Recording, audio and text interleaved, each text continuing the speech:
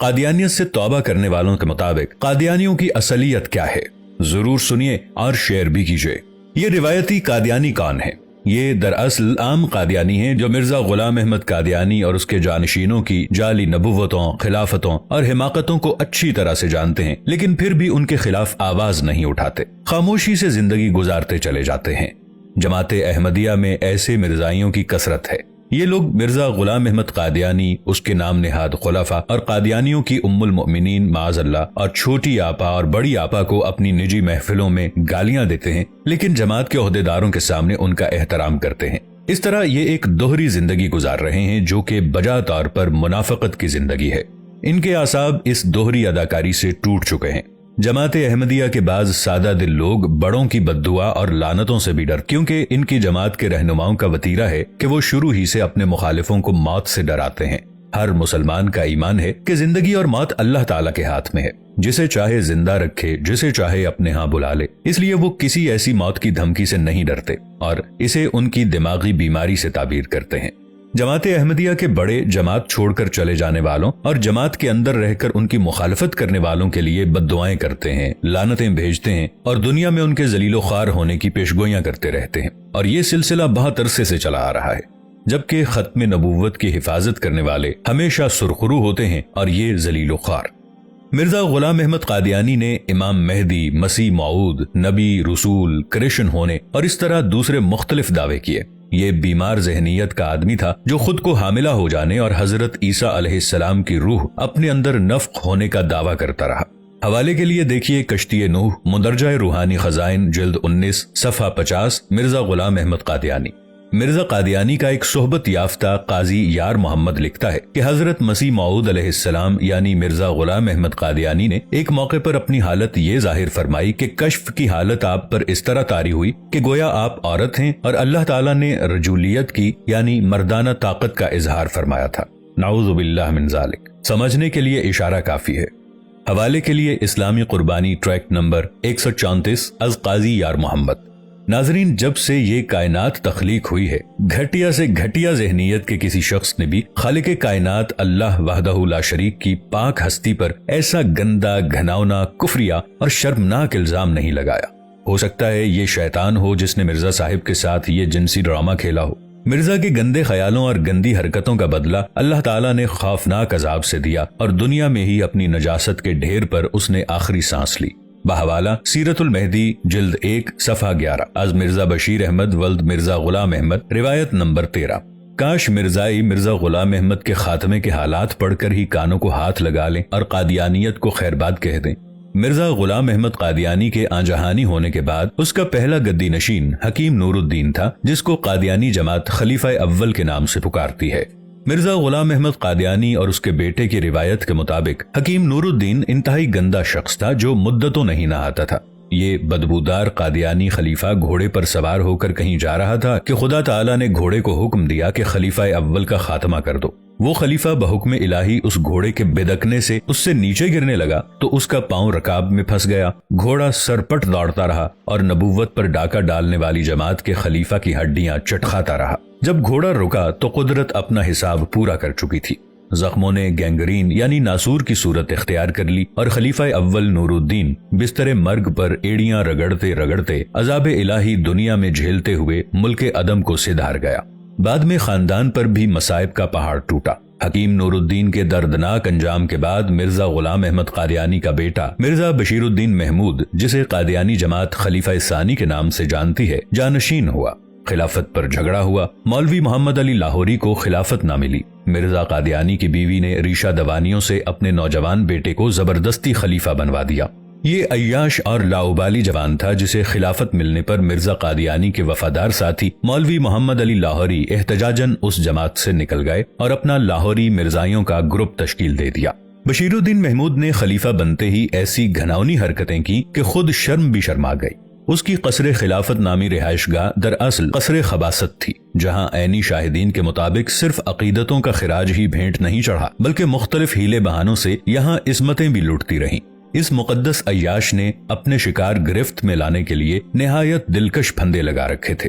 इसे मासूम लड़कियों को राम करने का ऐसा सलीका आता था कि कसरे खिलाफत के इशरत कदे में जाने वाली बहुत सी औरतें अपनी इज्जत लुटाकर वापस आईं। खलीफा सानी मजहब की आड़ में इस्मतों पर डाके डालता रहा। चनाब नगर साबिका रबवा में मुख्तलिफ हीले बहानों से इस अय्याश खलीफा ने इस्मतें लूटी और जुल्म पे जुल्म करता रहा। इस खलीफा की रंगीन दास्तानों के कादियानी जमात के अपने ही लोगों के तबसरे, हल्फी बयानात, मुबाहले और कस्में मौजूद हैं। खुदाए बरतर ऐसे जालिम इंसान को कभी मुआफ नहीं करते। चुनाचे अहमदी जमात के इस खलीफा सानी, जिसे कादियानी फजले उमर भी कहते हैं, कि जिंदगी का खात्मा भी इंतहाई दर्दनाक हालात में हुआ। इसे जिंदगी के आखिरी 12 साल में बिस्तर मर्ग पर एड़ियां रगड़ते मरते देखकर लोग कानों को हाथ लगाया करते थे। इसको फालिज हो गया था। इसकी शक्ल सूरत जुनूनी पागलों की सी बन गई थी। वो सर हिलाता रहता, मुंह में कुछ मिमियाता रहता। उसके सर के ज्यादातर बाल उड़ चुके थे, फिर भी ये उन्हें खींचता रहता, दाढ़ी नोचता रहता। वो अपनी ही नजासत हाथ मुंह पर मल लिया करता था। बहुत से लोग इन वाकयात और हालात के ऐनी शाहिद हैं।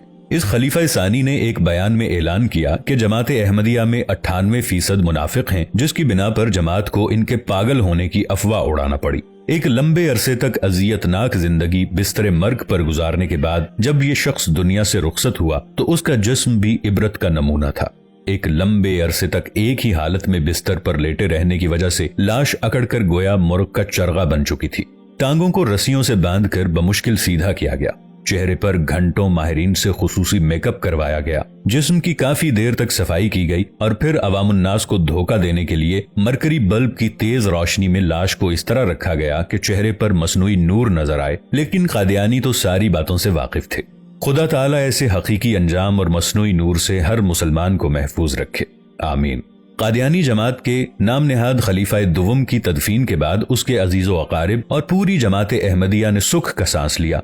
फिर मुरूसी विरासत और चंदों के नाम पर लूट मार का सिलसिला जारी रखने की खातिर उन्हीं के बड़े बेटे मिर्जा नासिर अहमद गद्दी नशीन हुए। ये हजरत घोड़ों की रेस के बड़े शौकीन थे। उनके इस शहनशाही शौक ने चनाब नगर यानी साबिका रबवा में घुड़दौड़ के दौरान एक गरीब शख्स की जान भी ले ली। खलीफा मिर्जा नासिर अहमद ने 78 साल की उम्र में फातिमा जिना मेडिकल की एक 27 साला तालिबा को ये कहते हुए अपने अक्द में ले लिया कि आज दुल्हा अपना निकाह खुद ही पढ़ाएगा। इस 78 साला बूढ़े दूल्हा ने अपने अज़कारे रफ्ता आज़ा में जवानी भरने के लिए कुश्तों का इस्तेमाल शुरू कर दिया और कुश्तों के रास न आने पर खुद ही कुश्ता हो गया। इसका जिस्म फूलकर कुप्पा हो गया और आनन फानन खुदाए क़हार के कहर की गिरफ्त में आकर कुश्तों ही की आग में झुलसकर मुल्के अदम को सिधार गया। आजहानी मिर्जा नासिर अहमद का छोटा बेटा मिर्जा लुकमान शादीशुदा था। उसका एक बेटा था। मिर्जा ताहिर अहमद ने अपनी गद्दी नशीनी का प्रोग्राम तरतीब दिया तो इस सौदेबाजी में अपनी बेटी का रिश्ता बहुत पहले मिर्जा लुकमान से कर दिया। उसकी पहली बीवी को तलाक दिलवाई गई और उससे उसका बेटा छीन लिया। जब मिर्जा नासिर अहमद की मौत के बाद मिर्जा ताहिर अहमद गद्दी नशीन हुआ तो उसके बड़े सौतेले भाई मिर्जा रफी अहमद खिलाफत को अपना हक समझते हुए मैदान जंग में आ गए। उनकी बात ना मानी गई तो वो अपने हवारियों समेत सरापा एहतजाज बन गए और सड़कों पर आ गए। लेकिन उन्हें बजोरे कुव्वत अपने घरों में धकेल कर खिलाफत पर कब्जा कर लिया गया। मिर्जा ताहिर अहमद जमात का चौथा खलीफा आमिराना मिजाज का हामिल था। इसकी शुरू से ये आदत थी कि वो किसी की बात नहीं मानता था। उसकी फिरौनी आदात ने न सिर्फ मिर्जा ताहिर बल्कि पूरी कादियानी जमात को दुनिया भर में जलील किया। अपनी जबान दराजी ही की वजह से वो पाकिस्तान से भागकर लंदन अपने आकाओं के यहाँ पनाह गुज़ीन हो गया। उसके दौरे खिलाफत में भी किसी शख्स की इज्जत महफूज नहीं थी। वो जब चाहता और जिसे भी चाहता पल भर में जलील कर देता। उसने नजरें मिलाकर बात न करने का हुक्म दे रखा था। कादियानी लड़कियों को सदा सुखी रहने की दुआ देने वाला ये खलीफा 10 लाख का हक मेहर लिखवाने के बावजूद अपनी बेटी को तलाक से ना बचा सका। आखिर मिर्जा लुकमान की पहली बीवी ने तलाक लेने और बच्चा छीनने पर बद्दुआ तो दी होगी। मिर्जा ताहिर अहमद होम्योपैथिक डॉक्टर कहलवाने का शौकीन था और उसका यही शौक इंसानों के लिए मुसीबत का बायस बन गया। मिर्जा ताहिर अहमद चाहता था कि औरतें सिर्फ अहमदी लड़के ही पैदा करें जिनमें जात पात या नस्ल का कोई लिहाज ना हो। कादियानियों को नर नस्ल पैदा करने की गोलियां देता रहा जिनमें मर्दाना ताकत बंद होने का दावा किया जाता। शायद कुदरत उसके इन हथकंडों पर हंस रही थी। दूसरों को लड़के देने वाला ये डॉक्टर यानी होम्योपैथिक अपनी बीवी को लड़का न दे सका और उसके अपने यहाँ 3 बेटियां पैदा हुई जिनसे दुनिया हकीकत जान गई। خلیفہ طاہر احمد نے اپنی عمر کے آخری چند سال میں اس دیدہ دلیری سے جھوٹ بولے کہ کرامن کاتبین بھی اس کے جھوٹ لکھتے ہوئے حیران ہوتے ہوں گے کہ وہ جھوٹ کی انتہا پر پہنچتے ہوئے ایک روز 20 کروڑ احمدیوں کی جماعت کا خلیفہ ہونے کا دعویٰ کر بیٹھا۔ اس کے ذہنی توازن کا یہ حال تھا کہ امامت کے دوران عجیب و غریب حرکتیں کرتا رہتا، کبھی باوضو نماز پڑھاتا تو کبھی بے وضو ہی پڑھا دیتا، رکوع کی جگہ سجدہ اور سجدے کی جگہ رکوع، کبھی دوران نماز ہی یہ کہتے ہوئے گھر کو چل دیتا کہ ٹھہرو ابھی وضو کر کے آتا ہوں۔ غرضے کے اپنے پیشراؤں کی طرح گرتے پڑتے اٹھتے بیٹھتے لیٹتے روتے مرزا طاہر احمد کی بھی بڑی مشکل سے جان نکلی۔ پھر پرستاروں کے دیدار کے لیے جب لاش رکھی گئی تو چہرہ سیاہ ہونے کے ساتھ ساتھ لاش سے اچانک تعفن اٹھا اور ان پرستاروں کو فوراً کمرے سے باہر نکال دیا گیا اور لاش بند کر کے تدفین کے لیے روانہ کر دی گئی۔ لوگوں نے یہ مناظر براہ راست ٹی وی پر دیکھے، کافی لوگ اس کے گواہ ہیں۔ اللہ تعالیٰ سے دعا ہے کہ تمام مسلمانوں کو راہ راست پر چلنے کی توفیق عطا فرمائے اور قادیانیوں کو بھی ہدایت عطا فرمائے کہ وہ منافقت کی زندگی چھوڑ کر حقیقی زندگی گزارنا شروع کر دیں۔ آمین یا رب العالمین۔